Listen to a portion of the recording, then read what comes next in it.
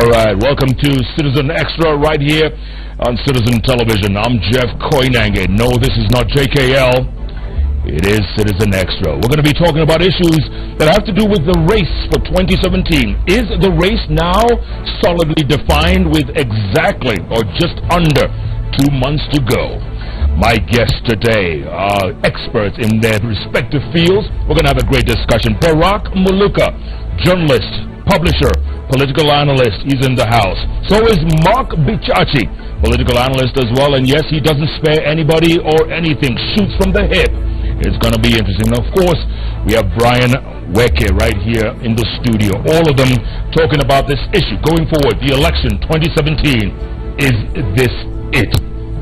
Before I go to my guests, we are live at the KDF Pass-Out Parade at the KDF Recruit Training Center in Eldoret, Uasin Gishu County.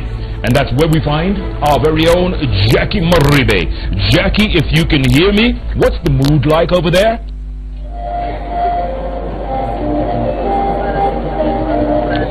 Right, good morning, Jeff Koinange there in studio. You're right, we are at the Recruits Training School. There will be a pass out here today, presided over by the Commander-in-Chief of the Kenya Defense Forces, that is President Uhuru Kenyatta, who is taking a break from the campaign trail that we have been following him on, and today he will be in active duty as the Commander-in-Chief of the Defense Forces. We do understand about 2,600 recruits will be passing out today and basically just being elevated into positions where they will be able to join the broader KDF for country and for flag. We are told that President Uhuru Kenyatta will be making his way here in about 20 minutes. He's expected shortly before 11 a.m. this morning. He will preside over this pass-out parade, and thereafter he will be taking a one-day break, or rather should I say afternoon, Jeff, from the campaign trail to attend to party matters back in Nairobi before heading back here to Eldoret to pick up with the campaign trail, or rather the vote hunt that he and his deputy William Ruto. Speaking of which, Jeff, Deputy President William Ruto has led a Jubilee Brigade today to Narok County. He will be in Emurua here. That is where the Jubilee politics of the day will be. We will be updating you, therefore, on matters here at the Pass-Out Parade as well as the political front that will be in Narok County before they join back tomorrow right here in Uasin Gishu County to endear themselves to the electorate as they seek a second term. Jeff. All right, Jackie Maribe there live for us in Eldoret Town, Uasin Gishu County. Hot politics over there between the governor and the independent candidate. It is going to be pretty tricky there. There's a lot of heat and tension there, Jackie, isn't there? Defense headquarters. Staff officer. Right, Jeff, please take that again. I couldn't get you. I was just saying, Jackie, Uasin Gishu County, already the election is heating up between Mandago, the incumbent, and a young aspiring independent called, popularly known as Buzeki.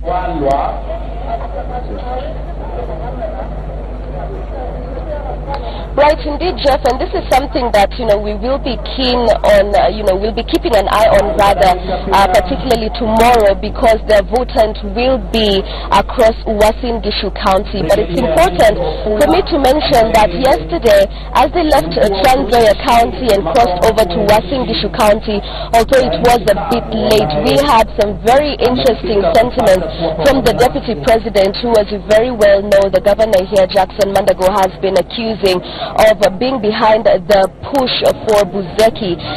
The DP yesterday telling the electorate at Moy's Bridge as the convoy made its way into Eldoret town that they should essentially vote for all Jubilee candidates. What that means, therefore, Mandago being a Jubilee candidate, is that he is removing himself from this, back and forth that has been there between himself and the accusations that he is the push behind Buzeki. Buchachi's, candidature, and he basically told the electorate, and this is something that we will be keen on hearing tomorrow as they tour Uasin Gishu, whether or not he will convince them that it is important to quote-unquote vote for a sixth piece, and that of course means a push behind Mandago. Mandago was in that particular convoy.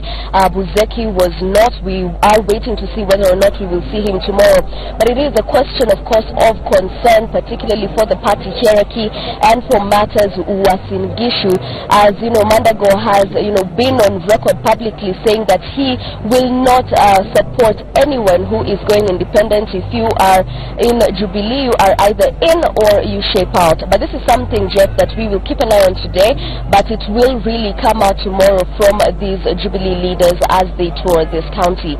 Jeff. Yeah, indeed, Jackie, with just 2 months, just under 2 months to go before the general election, what's the mood like there in Eldoret, in Uasin Gishu? What's the general mood like?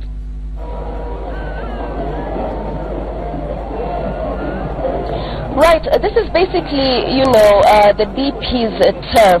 They received a rousing welcome, if I would put it like that, compared to, other places that we have been following them on. This particular one in Trans-Nzoia, crossing over to Uasin Gishu County, has so far been the strongest, even if numbers were to speak. The kind of people that we saw even on the road, even as late as 8 p.m., just waiting to get their sights on the president and the deputy. But Jeff, in politics we always say the turnout during these campaign periods does not particularly say the turnout at the ballot, and therefore the work is on them. It is their job to endear themselves to the electorate that these numbers that they are seeing should translate to the ballot come August 8th. Will they be able to do that in the 2 short months that they have? That is something now that is up completely to them. We have seen crowds, Jeff, if I would tell you, in Kisii County, Nyamira County, Bungoma, Kakamega. We were in Nakuru, Nyandarua, and Laikipia last week.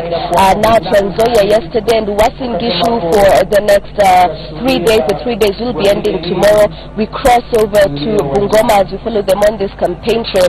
The numbers, yes, you will see on the ground, but then it is a question of whether or not they are convincing the electorate enough to come out and vote come August 8th. Jeff. Indeed, Jackie. Jackie Maribe there, looking good in red in Eldoret town, Uasin Gishu County. Thank you. Keep us posted as we continue on throughout the day. Now, on to the discussion. We're talking about the race for 2017. Is the race defined? By the way, today, midnight, is the deadline for verification of your vote. If you haven't done it, do it so that there will be no problem come August the 8th. If I can go straight, by the way, we've been joined by Vincent Kimosop, yet another political analyst, so it's a full house today. Vincent, let me start with you since we're with you right now. Yeah. IEBC, would you say, is IEBC ready for these elections? Thanks, Jeff, for having me. I will be a little moderated in that because I was one of the finalists who applied to be a commissioner at the IEBC. You remember, I was the first one to be interviewed, so it might sound like I am complaining, but I think we also have the integrity and the courage to call things as they are. I believe, Jeff, that as the commission currently needs to engage the public more, particularly in pushing and demonstrating an environment of readiness. I can tell you so far, the public are thirsting for more information from the IEBC. Where they are, as in, they need to engage the members of the public more, and particularly projecting confidence. If you can look at the commission currently, they look like they're people under siege, and particularly because of the political pressure that has been pushed to them. But I think, if you know very well, it is the Independent Electoral and Boundaries Commission. Today we see more of the Electoral and Boundaries Commission. The word independent seems not to be what we are seeing. They need to move from the hard approach. You see the chairman together with the commissioners, they are moving from one event to another. They need to distribute there are 7 of them so that they engage Kenyans and really show that they are ready for this thing. At times perception in politics can mean a lot. Absolutely. and Vincent, you mentioned an important word there, confidence. We've just been watching the UK elections. Barack, I'm coming to you. UK elections, people went, voted, the electoral body returned the votes, boom, they announced, and that was it. Question is, do we have confidence in our electoral body? Oh, we have failed, Jeff, to build institutions that we can have confidence in, institutions that can serve the country well, whether it is the IEBC or other independent commissions. They do not exude a lot of confidence. Look at the UK, as you say, only 3-4 months ago we did not even know that there were going to be elections.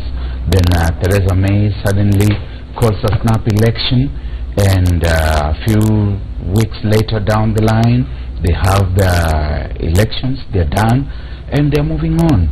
But you look at us here, we are not even just talking about the elections of August this year. We are talking about the elections of 2022 and quarreling about them, and looking at the IEBC in terms of its own preparedness for that. And I agree with Vincent Kimosopia. He doesn't need to worry about being accused of sour grapes and that kind of thing. They need to call a spade a spade. And if you look at the printing of the ballot papers already, as we sit here, we don't know where they are going to be printed. There's tussling about that. You look at the 45,000 electric kits that are supposed to go to various polling centers across the country. They don't seem to be there. We've heard of about 11,000. You look at the vote tallying and announcement matters. They are still before the courts. So the IEBC has got its assignment cut out. It must build confidence with the public. Indeed, Barack, indeed. Mark Bichachi, what is it about us that we are always, like Barack said, we're always in campaign mode? Year on, we're always in campaign mode. Like, you know, we're talking about 2022. We haven't even finished 2017, and we don't seem to even be ready. The biggest problem with the Kenyan psyche is we are always in panic mode. Why? Because our election cycles are winner takes it all. Everything is up for the stakes, from the price of unga to the price of milk, and everything is political, everything is connected to the politics of the country. In fact, Kenya is the only nation, Jeff, where the president is more popular than a celebrity like yourself. You know, it's our socialites are our politicians.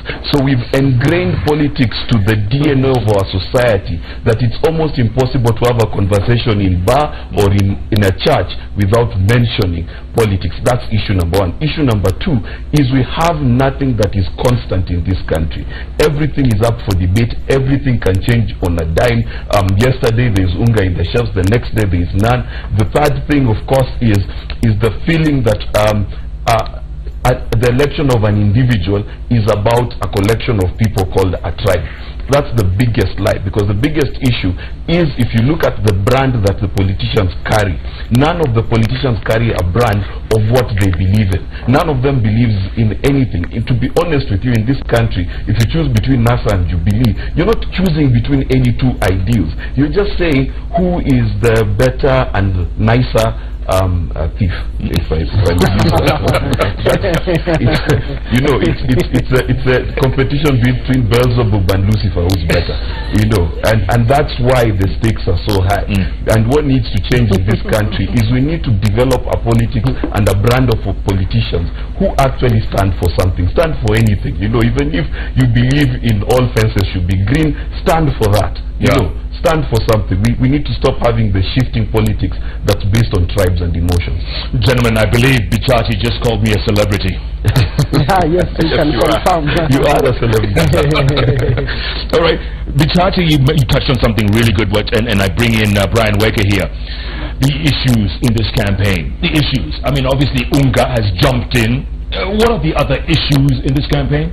I think just before I tell you what are the issues, I think I would want to weigh in on the discussion as regards, are we ready for elections? Is IEBC ready? You know, Jeff, when NASA were yearning for change within IEBC, the changing of commissioners, one of the key discussions was that we cannot afford to deal with the issues of the Secretariat.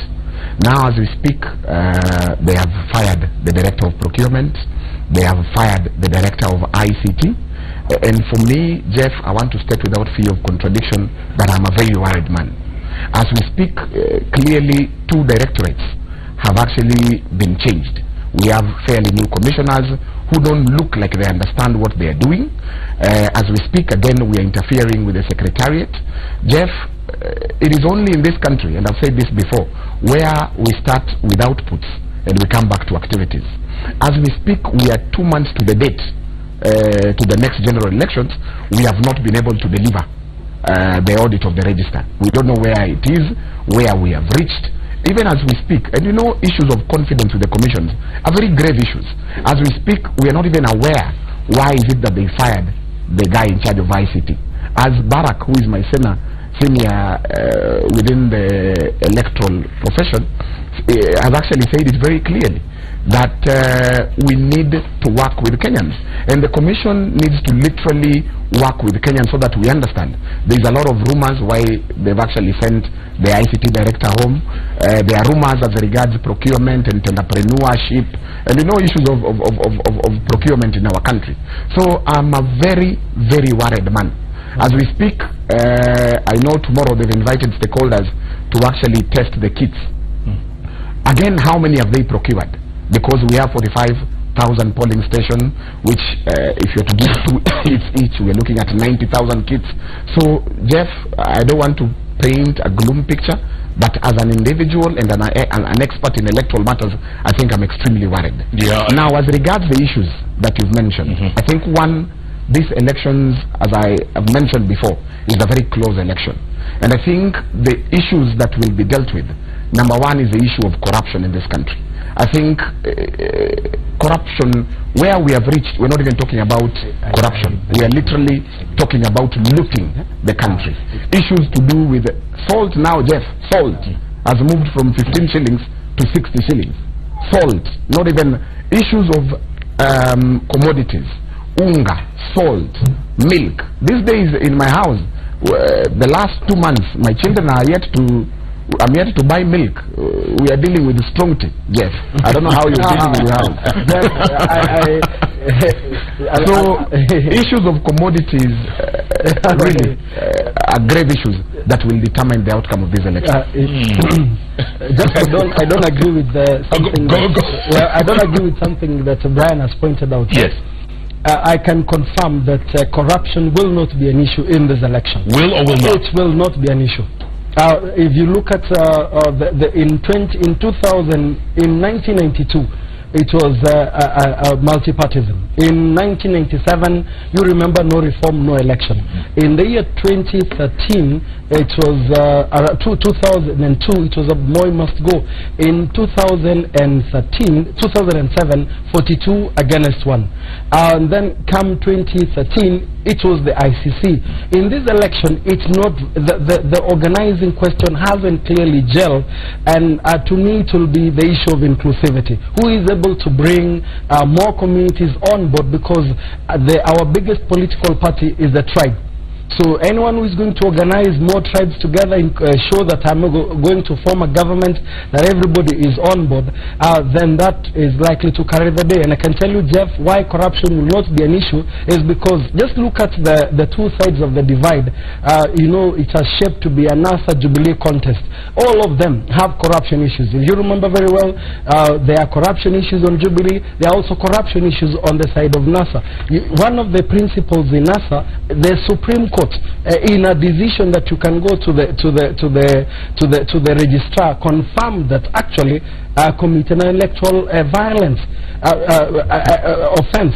Yeah. As in, when you talk about corruption, all of them have their stories. From the NYS on this side, you can talk about all the corruption you've seen in the last. And then when you go to the other side of NASA, you have the maize issue, the Triton issue. You also have Kazi kwa Vijana. You look at the embassy. As in, corruption therefore cannot be an issue in this election, because everybody has their one of their own that they would want to protect.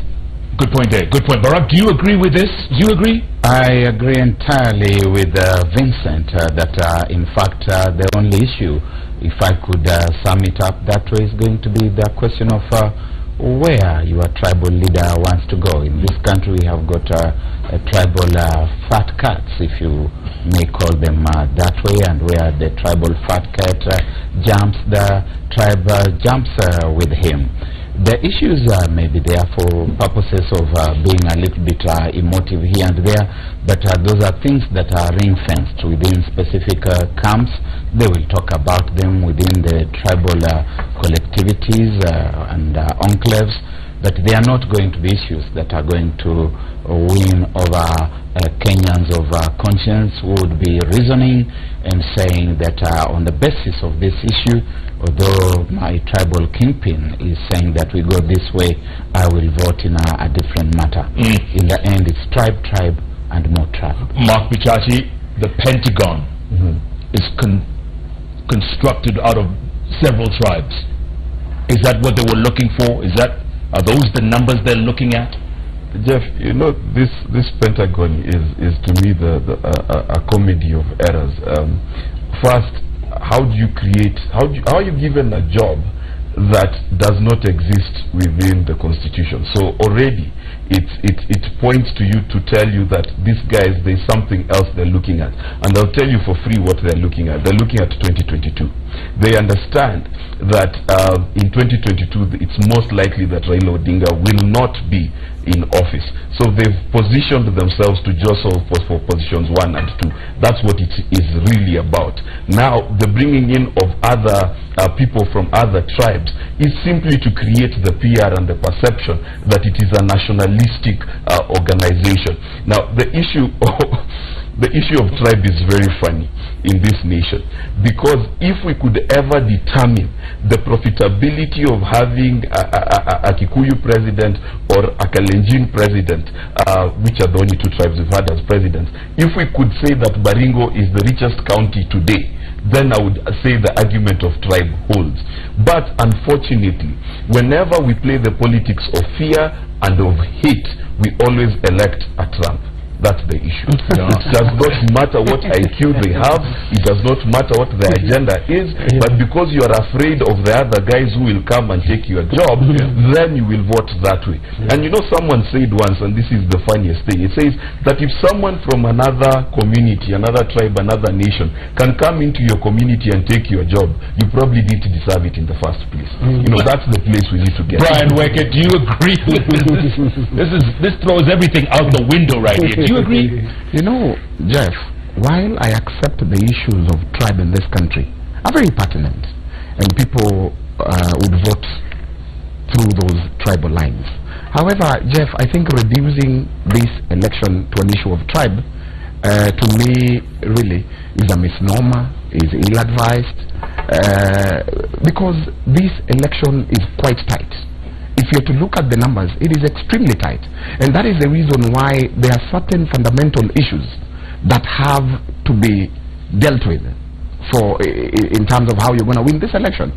While I accept that the tribal arithmetic works, you have to look at issues. And you know, if you look at corruption in the past and the corruption now, it has ceased to be an issue of corruption. Now we are literally looting the public. We are literally looting the coffers. We are literally looting the people's money. So for me, the issue of tribal mobilization is one aspect, but you have to sell something different. You have to sell more than your tribe. So again, I want my brother Kimosop to understand that corruption are very grave issues in this country, and corruption is a key indicator of the outcome of this election.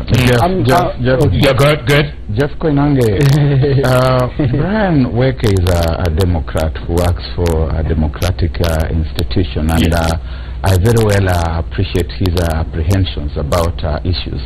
Certainly he would like this election to be issue-based, but his argument kills itself when he says, for example, that this election is looking very tight.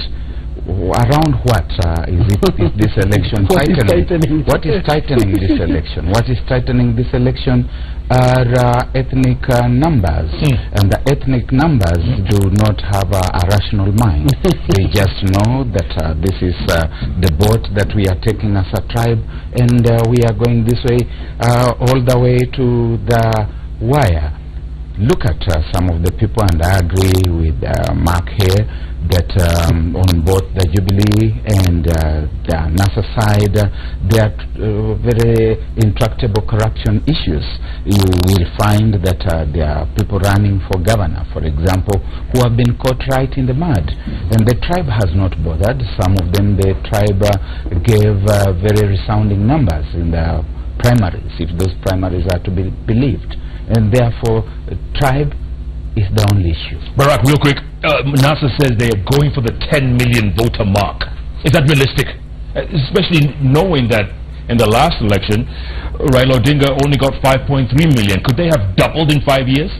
These are things that you flag up, and you try to use them as a kind of rushes to try and mobilize people, to sort of make people a little excited, because if you are to look at what Jubilee has been talking about, 70%, it also sits very well within the same area. In fact, assuming that there is a turnout of about 90%, the two sides will be talking about virtually the same figures. So realistically, it depends on how they are going to be able to electrify the electorate and get it to come out to vote. Vincent Kimasop, let me go to you now and ask you, how defining is this election? Is this the last one of the last of the Mohicans? You know, the people we've been used to for the last 50 years. Is this the defining stage? Jeff, if you remember that we have had, and allow me, I don't know if you speak Swahili, there is a cliche word that has been used, the risasi moja narrative. You also have Uhuru Kenyatta, who is running. Of course, our constitution says that the president only has a 2-term limit. So you have, for example, at independence, the Kenyatta and Odinga, vice president and the president, and then now their sons having more or less the last battle royale. And I know very clearly that, as in, of course, they have their democratic rights, they are Kenyans, and they should not be vilified because they are sons of two great statesmen. But nonetheless, analysis allows us to look at the Odinga and the Kenyatta system.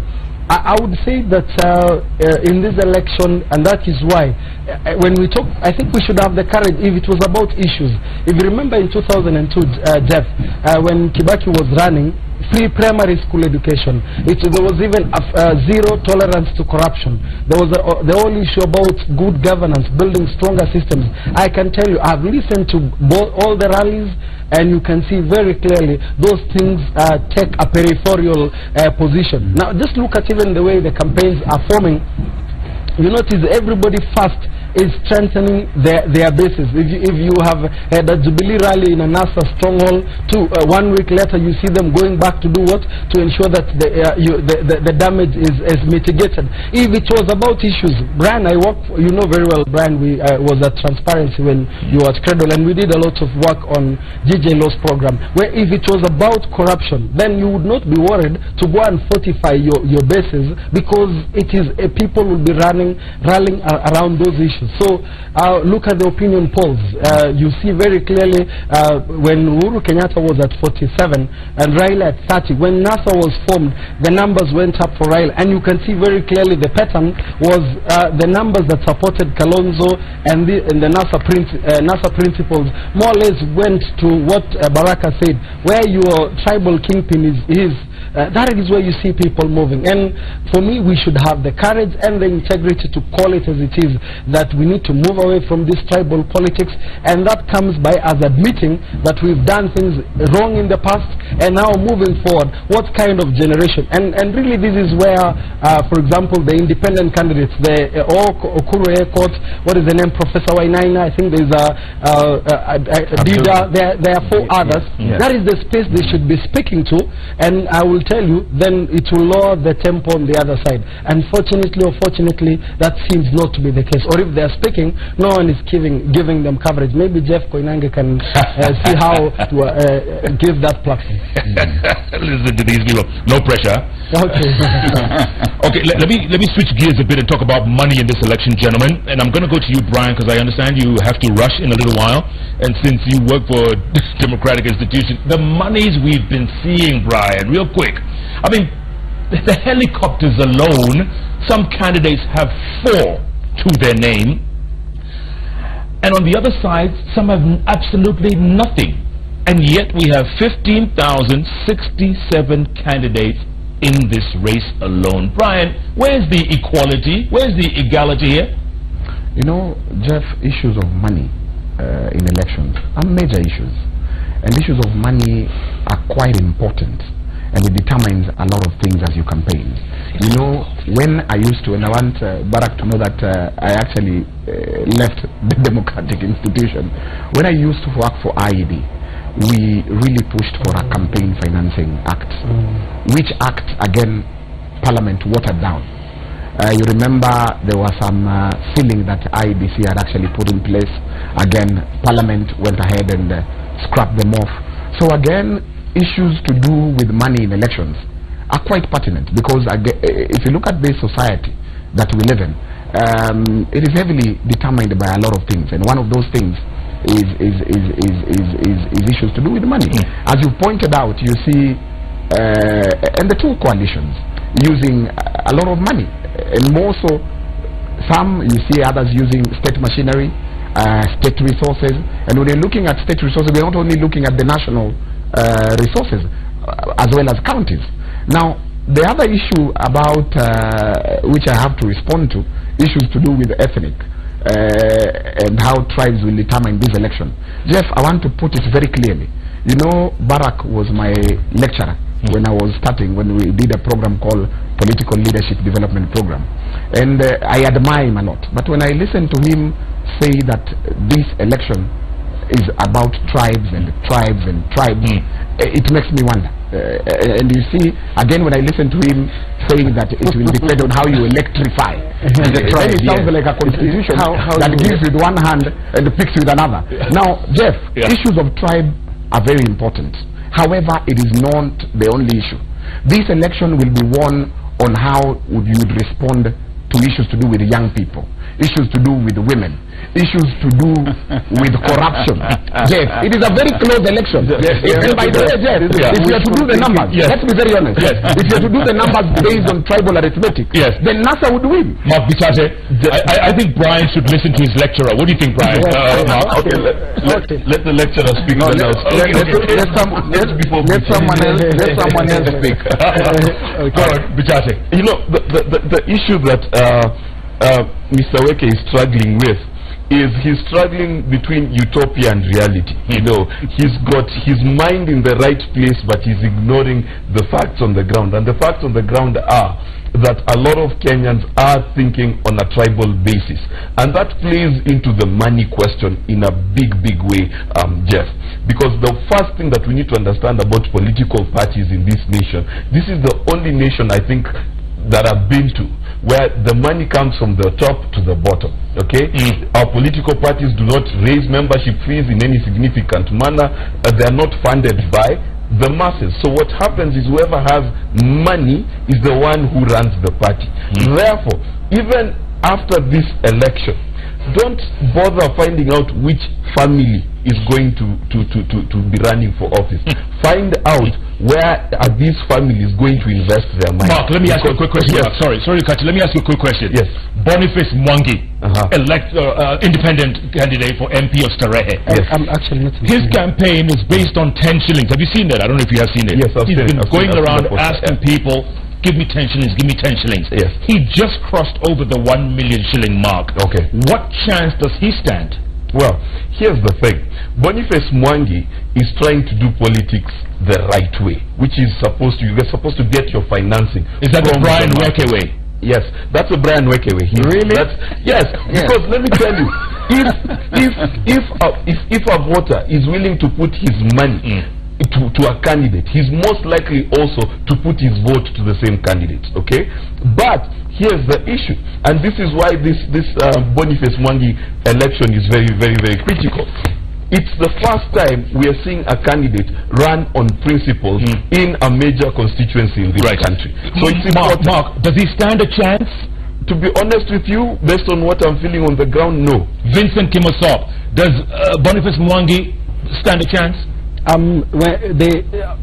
I asked somebody, I was doing an interview with a friend of mine, understanding the voter from Central Kenya, and this is what he told me, that that in Central Kenya we respond when you touch two things. Number one, when you touch our kings, our uzamakis, and when you touch our wealth.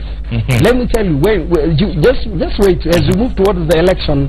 That volume of the uzamaki and the wealth will go up, and I can tell you already the trap is here. When the NASA presidential candidates talked about rent, that it will come down. Let me tell you, that day more votes were added, particularly around the base of Uhuru Kenyatta. So the challenge there for somebody like Boniface Mwangi is that he might become a casualty of these tectonic fights, that this change that you're preaching represents you are a threat to our kings and to our wealth. So I think right message, right approach. And by the way, Jeff, he is running not as independent, he's running on an Ukweli party. It's a fully registered political party. That is the yellow people. Yeah. Now he is going to be a casualty of other forces beyond him. Barack Muluka, do you agree? There are just two things that are going to count, and in fact, allow me to say that what we are witnessing is not about elections, it's about auctions. We could very well say that we are having general auctions. And in these general auctions, just two things matter. Number one, that you have got deep pockets. Number two, that these deep pockets are in the right tribal docket, and of course you attract the attention of the tribal fat cat. If you happen to be deep pocketed but you are not in the right books with the tribal kingpin, you are still in trouble. Does Boniface Mwangi have deep pockets? No, he doesn't. Is he on the right side of the tribal kingpin? No, he's not. So he's an exciting candidate and a good test case because as my colleagues here have said, he's doing his campaign the right way, saying the right things, positioning issues, but speaking to an electorate that does not listen to issues, and so he might very well be engaged in the dialogue of the deaf. Okay. The dialogue of Gentlemen, the deaf. go on, Vincent, go on. It's just exciting how to, I wish Brian was still around, that we have the courage. The reason why we are speaking like this, Jeff, is because I have been in previous debates with my colleagues here. We desire a better Kenya. We desire a better approach to doing politics. But also, since we've gone to school, one of the things that we learn in school is that a true professional stands with the truth, however painful it is. That the truth of our elections, as we have gotten a new term, we will not have a general election, we are going to have general auctions. Jeff, if you go to an auction, I think you're a well-traveled person. If you have 10 million, when the hammer goes beyond beyond 10 million, you exit that market. Yeah.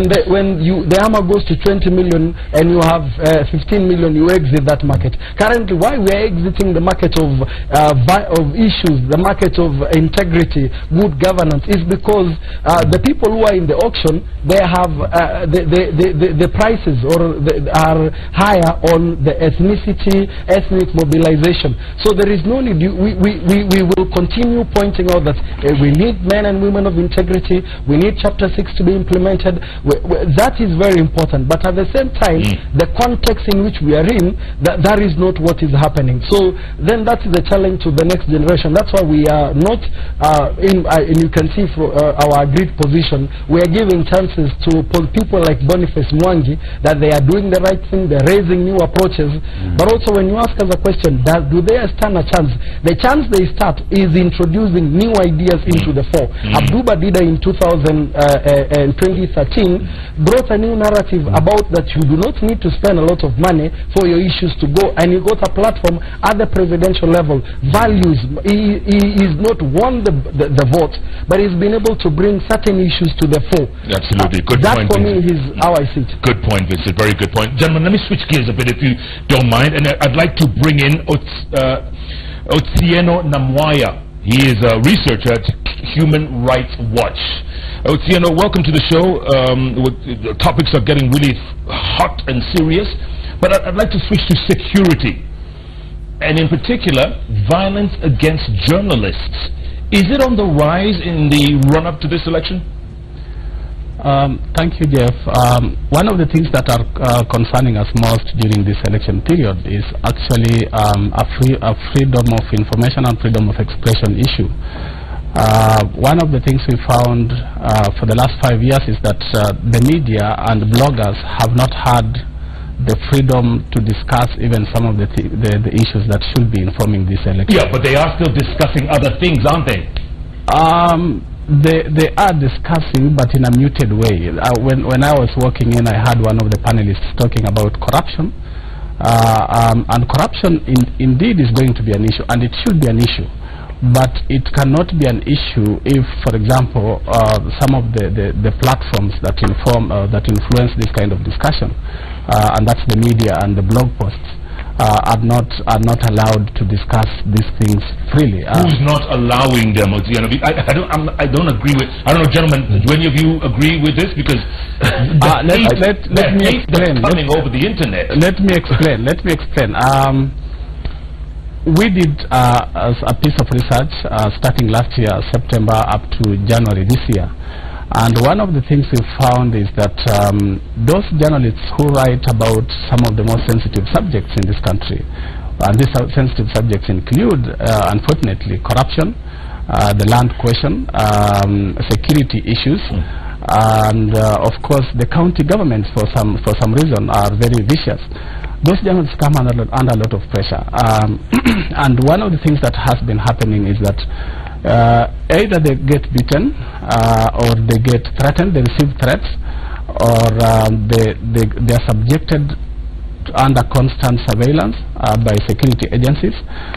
In some cases, media houses that have insisted on writing these issues have been subjected to some kind of economic pressure, which include either withdrawing advertisement or refusing to pay for the adverts that have already been published, and that's a very serious issue. Even Jeff, you might be aware that even Citizen has been a victim for that. Okay. So, okay, gentlemen, Barack, real quick, the opinion polls that have been coming out, the media coverage of these elections so far. Your assessment, how would you think it's going? See, the opinion polls do not help us very much. They have not been very good in teasing out issues. The pollsters, the media, we all seem to fall in one docket, that there is some kind of disconnectivity, in the sense that when you look at the media, and even pollsters in liberal democracy, one of their fundamental roles is agenda setting. That you expect that the media would itself be saying that for these elections, these are the issues that we should focus on. But we have had a media fraternity that is trailing the political class, following in their footsteps. Where they go, we go with them and we report. So they didn't let down Barack? And I say we because I also recognize that I'm a journalist by training, examination, qualification and commission. And so I do not exclude myself from that fraternity when I say that the media has failed. We learn that we are supposed to inform, we are supposed to editorialize, and we are supposed to set agenda. And when there is an election, we should not be hailing ethnic figures. We should be able to say that this is the agenda around which this election should be discussed and be determined. We don't do that. The pollsters are also in the main just looking at individuals and going to areas which are basically tribal enclaves that they say in the Odinga stronghold. So basically saying in Luoland, in the Uhuru Kenyatta strongholds, basically saying in Kikuyu and central Mount Kenya. They are not helping to tease out issues that can then neutralize the tribe and give us a different agenda around which to hold the conversation for the election. Mark Bichachi, let's go back to the U.S. elections. And Barack talked about an agenda. It seems like all polls had indicated Hillary was taking this thing. Okay. Most polls, if not all. And journalists, media, the agenda was more or less critical of Hillary than Donald Trump. And then he won. Come on. You know, the American election, by the way, made me doubt my ability to analyze politics, because it was a quandary for many analysts. But looking back, and they say vision backwards is 2020, is this. The very same media that was criticizing Trump gave him around 70% more coverage than they gave Hillary. Why? Because Trump played into two things. Number one, he played into the fear of the nation. Number two, he was a very entertaining guy with his tiny hands. You know, he said, I know the best words, I have the best words. So he made the election about entertainment. Now, the moment he made the election about entertainment, Hillary is as dull as a log of wood. Okay, she cannot play to that gallery. She's too serious, she's too collected, she's got all her issues together, while Trump had none. And therefore the gimmicks that Trump did brought out a certain voter in the states which the pollsters were not polling. These are the guys who are in the Midwest, who've been jobless for ages, who still believe that coal is the most important form of energy in the world.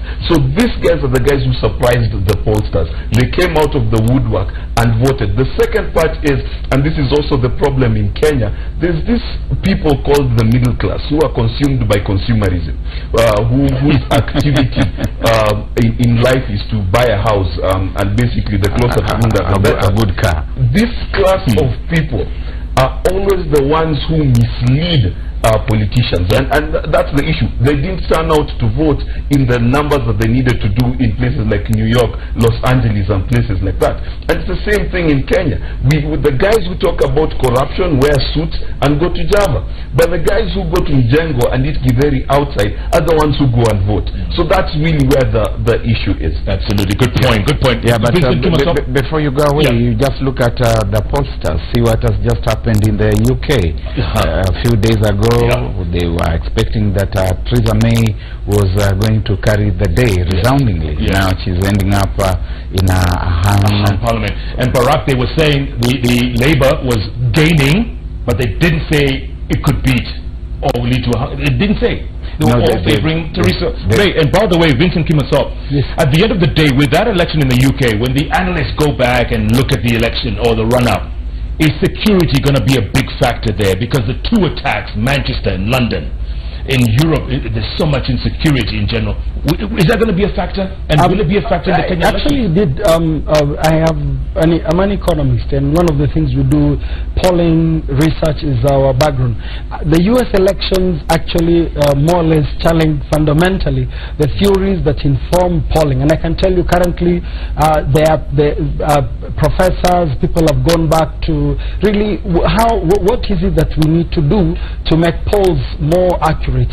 And there is something called proxy indicators, Jeff, that if you read polls, for example, the ones that came from Ipsos recently, you can also look at what are the other proxy indicators that more or less show you how things are. And for me, the reason nomination is an example, where people will commit to a place whereby they know their chances of winning is high. And you saw which parties got a lot of money through the nominations. That was an indication of popularity popularity of political parties. So if you corroborate the two, you more or less have an indication on the direction or the narrative is developing on the political front. When I look at Theresa May's case, when she announced that we're going to have a snap election, I think the Manchester, the reason London issues were not on the fore. Now what happened is that human beings we respond to our insecurities. She did not come out strongly as I don't know how there is something in people in the media tell us makeover. You know, a strong person, somebody you know towering. If you remember George Bush, and let me use the example of George Bush and John Kerry in 2004. John Kerry, brilliant. He understood the economics. He would connect with the different audiences. But the challenge was when it came to the issue of security, people say he's not strong enough. So what George Bush said, he only said one thing in one final rally: you do not change a government when you are at war. I'm the one who knows the commanders on the ground. I'm the one who understands the issue. I will keep you safe. And let me tell you, with all the qualifications of George Bush, which are outside there, what happened? He was re-elected. Not only re-elected with the majority. I want to say that if the people who were packaging Theresa May positioned her as a strong Margaret Thatcher, that we will go for them. We are. Let me tell you, this. You would actually, she would have gotten maybe a clear majority and know the situation that we are in. Yeah, good point, gentlemen. Good point. Let me come back to you, Otieno Namwaya. Coming back to journalists and us covering this election, what needs to be done? What can we do to turn things around, or is it too late with less than 8 weeks ago? Jeff, sometime last week we had a very good meeting with the senior police officers at Jogo House, and one of the things we discussed is what role the police will be playing in this election period in terms of protecting both the journalists, the media, and of course the politicians themselves also need to be free to be able to discuss these issues so that the citizens can also begin to engage with those issues and decide freely. And the police appreciated the fact that one of the things that need to happen is that police need to be able to protect, respond as quickly as possible when these cases are reported, where possible investigate and probably prosecute. One of the things that has been happening in the lead up to this period is that whenever these cases are reported to the police, there hasn't been any indication that police are in a hurry to want to investigate, and therefore the journalists have not felt like they are safe when they take on some of the most sensitive issues. So clearly one of the things that need to happen is some shift of approach from the side of the police. Yeah, but you know what, at the end of the day, Kenyan journalists have never been afraid of anything. Well, some of the bravest journalists on the continent. So that is the perception, but the reality is actually different. When we did talk to a lot of journalists, they were very clear that there are issues they can actually write about very freely, but there are issues which they themselves have to think twice before getting involved. And one of those issues is land, and the other is corruption. There is the Eurobond issue. There are many other corruption issues that are around that should have actually been dominating this discussion if it were in other countries. But that's not happening. Actually, that's why, in a way, it is looking that this election is going to be about tribe rather than the issues. Part of that is that the media and some of the people who should be bringing up these issues don't feel safe to bring them up as freely as they should. All right, gentlemen, we're going to have to leave it at that. This conversation can go on and on and on, but thank you so much for your time. Otieno Namwaya, Mark Bichachi, Barack with the 2 R's, Muluka, and of course, Vincent Kimosov. Gentlemen, it's been a pleasure. Thanks so much for your time. Let's keep talking. Less than 8 weeks to go before the general election. Since the next level is going to take a quick break, come back. We are live in 2 locations. The Jubilee Rally in Eldoret Town. We're going to be there live with Jackie Maribe, and also in Wundanyi. NASA, Pentagon is there. We're going there live with our very own Sam Gichuku. Don't go away. Stay with us. Citizen Extra takes a break. We'll be back in a moment.